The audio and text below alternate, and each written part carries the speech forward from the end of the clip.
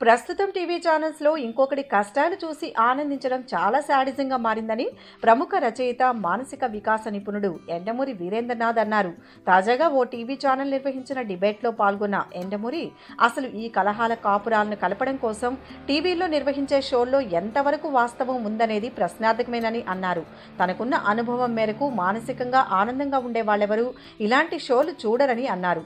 TV ఛానల్స్కు ఏమాత్రం ఇంగిత జ్ఞానం ఉన్నా ఇలాంటి టీవీ షోలను బ్రాడ్కాస్ట్ చేయొద్దని సూచిస్తున్నానని, ప్రేక్షకులు కూడా ఇటువంటి ప్రోగ్రాంలను చూడకుండా ఉంటే టీఆర్పీ రేటింగ్స్ తగ్గుతాయని అభిప్రాయపడ్డారు. ఈ తరహా షోలలో పాల్గొనే వారికి కూడా తాము తప్పు చేస్తున్నామనే ఫీలింగ్ కూడా ఉండదని, పాపులారిటీ కోసం చేస్తుంటారని అన్నారు.